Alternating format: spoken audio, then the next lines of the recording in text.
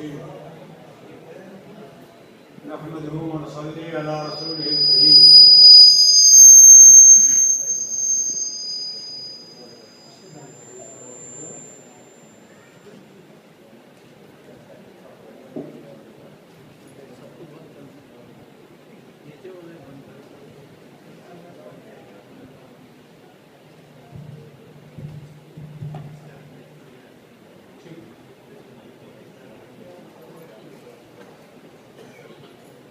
بسم الله الرحمن الرحيم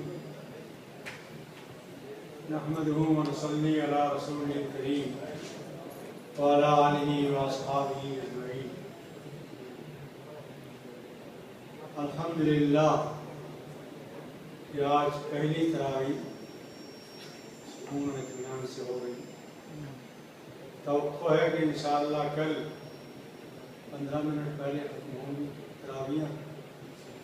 انشاءاللہ 15 منٹ ہمیں مل جائیں گے. زیادہ جگانا نہیں ہے آپ کو. آج بھی مختصر سا کریں گے. سورہ فتح یہ 26ویں پارے کی ایک سورت ہے. اس سورت میں اللہ تعالیٰ نے مسلمانوں سے یہ کہا ہے کہ تم اگر مضبوط رہے, ایمان پر قائم رہے اور اسلام کے لیے جان و مال کی قربانی دینے کی ہمت تم میں رہی, انتم الاعلون, تو تم کامیاب اور غالب رہو. فلا تہنوا وتدعوا الی السلم, تم کمزوری نہ دکھاؤ اور کمزوری کی وجہ سے صلح اور آشتی کی صدائیں نہ لگاؤ, فریاد نہ کرو. تو انتم الاعلون, تو تم اونچے رہو گے, غالب رہو گے, کامیاب رہو گے. ولن یترکم اعمالکم, اور اللہ تعالیٰ تمہیں چھوڑے گا نہیں, تمہیں غالب کرے گا, تمہارے اعمال کو ضائع نہیں کرے گا.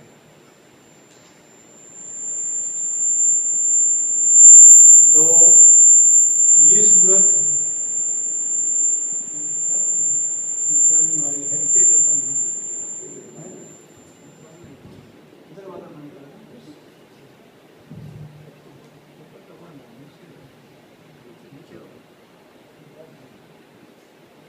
ٹھیک ہو گیا.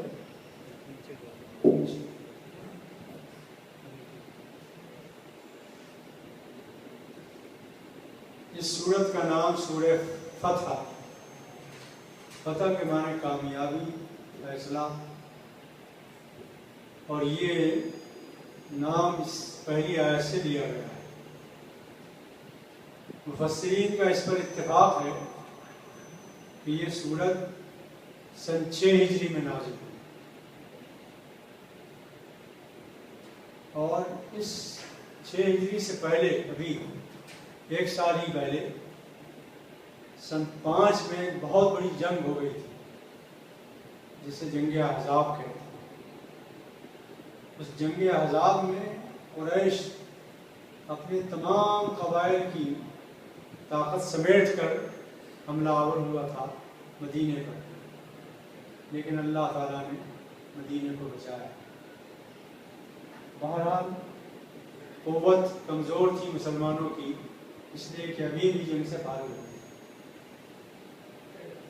اس صورت کا پس منظر یہ ہے کہ محمد صلی اللہ علیہ وسلم نے خواب دیکھا, عجیب و غریب خواب دیکھا. خواب یہ دیکھا کہ آپ خانہ کعبے میں طواف کر رہے ہیں اور آپ کے صحابہ آپ کے ہمراہ, اور پھر آپ نے طواف سے فارغ ہو کر, عمرے سے فارغ ہو کر سر مڑائے, بال کتروائے, یہ سب لوگوں نے کیا. نبی صلی اللہ علیہ وسلم کا خواب یا کسی بھی نبی کا خواب وہ خواب نہیں ہوتا, خیال نہیں ہوتا, بلکہ اللہ کی طرف سے ایک اشارہ ہوتا ہے, ایک حکم ہوتا ہے. تو نبی صلی اللہ علیہ وسلم نے یہ خواب دیکھا اس کو وحی کی ایک قسم سمجھا آپ نے، اور اس خواب کو اللہ کی طرف سے حکم سمجھا، اور آپ نے ارادہ کیا کہ ہم عمرہ کریں خانہ کعبہ میں جا کر۔ چنانچہ آپ نے اعلان کیا، تمام قبائل میں اور تمام عرب میں اعلان کیا کہ جہاں جہاں بھی مسلمان ہیں اور وہ ہمارے ساتھ چلنا چاہتے ہیں تو وہ عمرے میں ہمارے ساتھ شریک ہو سکتے ہیں۔ لیکن ابھی تو چونکہ جنگ احزاب ہوئی تھی 1 سال پہلے، اور یہ معلوم تھا کہ مسلمانوں کا اور مشرکین مکہ کا تنازع ہے، اور وہ ہر وقت فکر میں لگے ہوئے ہیں کسی طرح مسلمانوں کو ختم کریں، تو عمرے کے لیے عمرے کے لیے جا رہے ہیں، تو مسلمان تھوڑے سے ہیں، مشرکین اپنے مرکز میں بیٹھے ہوئے ہیں، یہ اپنے آپ کو موت کے منہ میں ڈال رہے ہیں۔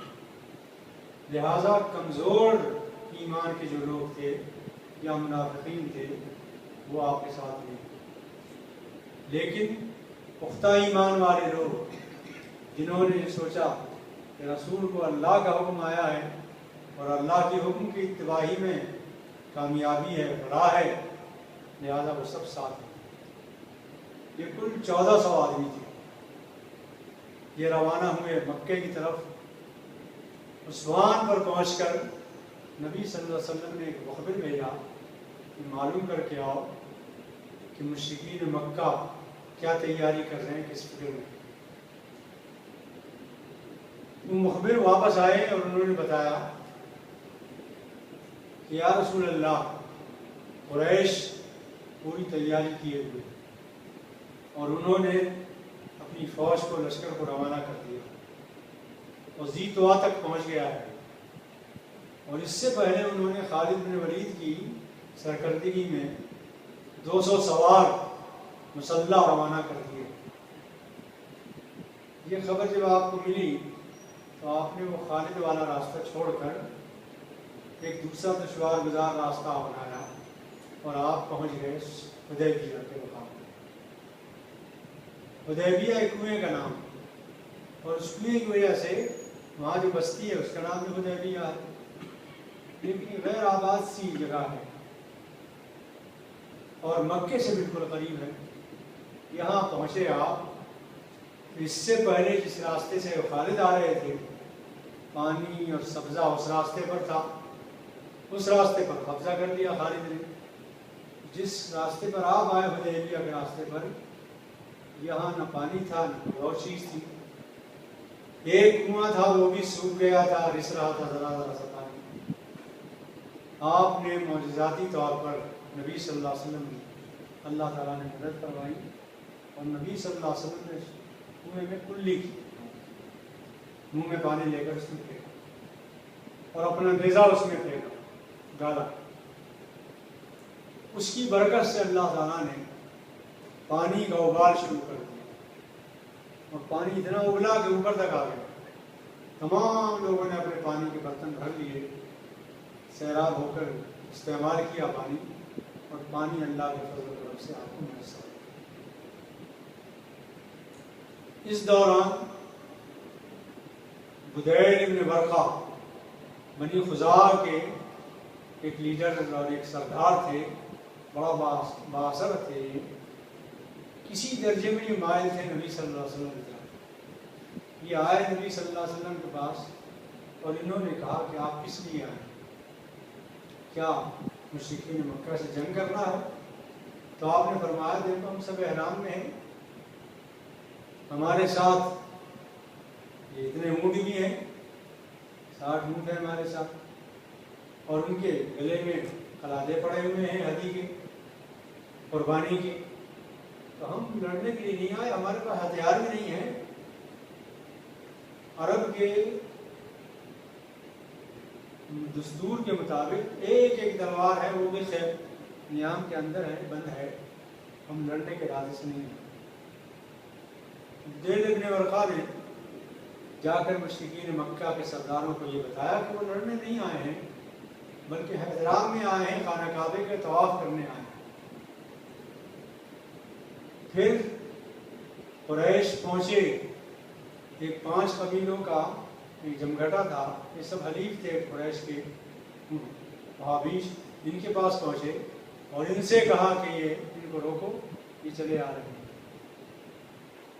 قریش یہ سوچ رہے تھے کہ محمد صلی اللہ علیہ وسلم نے ہمیں بڑی مشکل میں ڈال دیا، اگر ہم اس وقت ان کا راستہ روکتے ہیں اور مکے میں نہیں آنے دیتے ہیں تو پورے عرب میں یہ بات مشہور ہو جائے گی کہ ان مہینوں میں، عمرے کے ان مہینوں میں اور حج کے ان مہینوں میں، عمرے کے ان مہینوں میں جو حرام کے مہینے ہیں، محترم مہینے ہیں، اس میں کوئی قبیلہ کسی کا راستہ نہیں روکتا، دشمنوں کا راستہ بھی نہیں روک سکتے۔ یہ وہاں کا صدیوں سے رواج چلا آ رہا ہے۔ تو ان قریش نے سوچا کہ اگر ہم نبی کا راستہ روکتے ہیں اور نہیں آنے دیتے ہیں تو پورے عرب میں یہ بات پھیل جائے گی کہ ہم تو حرم کے مالک بن بیٹھے ہیں، جس کا چاہے راستہ روک لیں تو سب ہمارے مخالف ہو جائیں۔ اس لیے انہوں نے یہ سوچا، فکر مند ہوئے کہ کیا کریں، اور اگر ہم ان کو راستہ دیتے ہیں اور آنے دیتے ہیں تو پورے عرب میں یہ بات پھیل جائے گی کہ ابھی تو جنگ چل رہی تھی ان سے اور یہ مغلوب ہو گئے، دب گئے، اور انہوں نے مکے میں داخل ہونے دیا مسلمانوں کو، تو دونوں طرف سے پریشانی تھی۔ فیصلہ کرنے میں کچھ وقت لگا، لیکن آخر کار ان کی جاہلی حمیت ان پر غالب آئی اور ناک اونچی رکھنے کی کوشش کی انہوں نے اور منع کر دیا کہ آپ نہیں آ سکتے۔ نبی صلی اللہ علیہ وسلم نے جو ان کا وہ سفیر آیا تھا یہ کہنے کے لیے کہ نہیں آ سکتے تم، اس سے کہا کہ دیکھو بھائی، ہم ہدی جانور لے کے آئے ہیں اور ہم احرام میں ہیں، حرم مکہ، حرم کے لیے آئے ہیں، طواف کرنے آئے ہیں، ہمارا کوئی ارادہ لڑائی جھگڑے کا نہیں ہے، اور بہتر اسی میں ہے، بہتری اس میں ہے قریش کی کہ ان کی طاقت ٹوٹ چکی ہے ابھی احزاب میں، جنگ میں، اور اب اپنی طاقت سمیٹے رکھیں، عرب سے کے اوپر چھوڑ دیں ہمیں۔ اگر عرب ہمارے مقابلے میں غالب آ گئے ہم پر، یہی تو یہ چاہتے ہیں قریش والے، اور اگر وہ غالب نہ آ سکے تو اتنے دنوں میں اپنی طاقت فراہم کر لیں، پھر لڑ لیں ہم سے، لیکن اس وقت جنگ نہ کریں، اس وقت راستہ دے دیں۔ خیر نہیں مانے اور انہوں نے کہا نہیں تم نہیں آ سکتے۔ اس کے بعد محمد صلی اللہ علیہ وسلم نے ایک اور سفیر بھیجا، اپنی اونٹی پر بھیجا، اونٹنی پر۔ وہ اس شخص کو ان لوگوں نے قتل کرنا چاہا، لیکن وہی ان کے اتحادی نکل آئے اور ان کو بچا لیا۔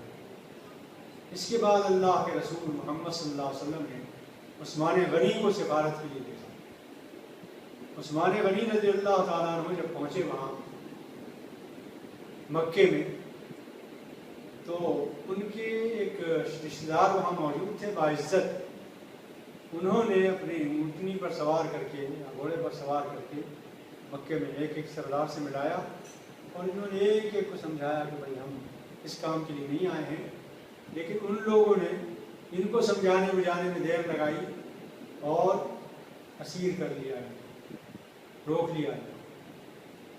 ان کو جب روکا اور یہ واپس نہیں آ سکے جلد، یہ خبر مشہور کر دی انہوں نے کہ عثمان غنی رضی اللہ تعالیٰ عنہ کو شہید کر دیا۔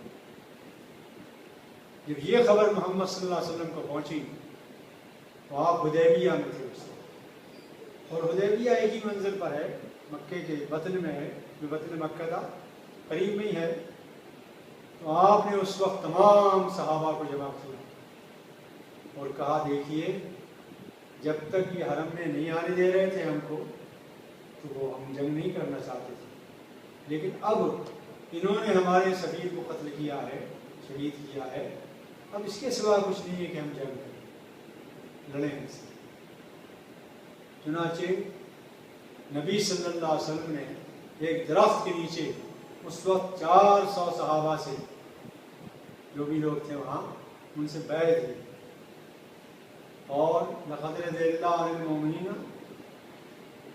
اذ یبایعونک تحت الشجرہ، ایک درخت کے نیچے نبی صلی اللہ علیہ وسلم نے ان سے بیعت لی کہ آخر وقت تک جان لڑیں گے آخر وقت تک. اور نبی نے فرمایا جب تک اکیلی میری گردن رہ جائے جب تک میں لڑتا رہوں. نبی صلی اللہ علیہ وسلم نے یہ بیعت لی اور اس بیعت میں ایک عجیب و غریب بات ہوئی. تمام صحابہ نے بیعت کیا، عثمان غنی تو تھے، لیکن آپ کو وحی کے ذریعے معلوم ہو چکا تھا کہ وہ شہید نہیں ہوئے، اور سفیر نے بھی آ کر بتا دیا کہ آپ کو شہید نہیں کیا گیا ہے. چنانچہ نبی صلی اللہ علیہ وسلم نے جو صحابہ کرام سے بیعت لے رہے تھے، اس بیعت میں اپنے ایک ہاتھ کے اوپر دوسرا ہاتھ رکھا اور فرمایا کہ دوسرا ہاتھ عثمان غنی کا ہے، وہ ان سے بھی بیعت لی. قسمت پر رش کیجئے اس ہستی کے جس کے ہاتھ کو نبی صلی اللہ علیہ وسلم اپنا ہاتھ لگا، اور اتنا یقین، اتنا اطمینان کہ وہ اگر ہوتے تو ضرور مجھ سے بیعت کرتے. صحابہ کرام کا یہ مقام ہے نبی صلی اللہ علیہ وسلم کی نگاہ میں. اسی لیے ہم خطبے میں سنتے ہیں کہ جس نے صحابہ سے بغض کیا اس نے مجھ سے بغض کیا، اور جس نے صحابی سے محبت کی اس نے مجھ سے محبت کی. اور اس کے بعد پھر نبی صلی اللہ علیہ وسلم کے پاس سہیل ابن عمرو آئے سفیر بن کر مکے والوں کو. یہ خبر پہنچی جب مکے والوں کو، اور انہوں نے دیکھا کہ یہ لڑنے کے لیے تیار ہیں، ان حالات میں بھی تیار ہیں، جبکہ صورتحال یہ تھی کہ مکے سے بالکل قریب ہے یہ حدیبیہ، اور یہ اپنے گھر میں ہیں، اسلحہ ان کے پاس ہیں، وسائل رزق ان کے پاس ہیں، سارے وسائل ان کے پاس ہیں. یہ پردیس میں ہیں، حدیبیہ کے مقام پر ہیں، اسلحہ بھی نہیں ہے، تلواریں بھی نہیں ہیں، ننگے ہاتھ نہتے ہیں. اور پھر اگر وہ قبائل کو آواز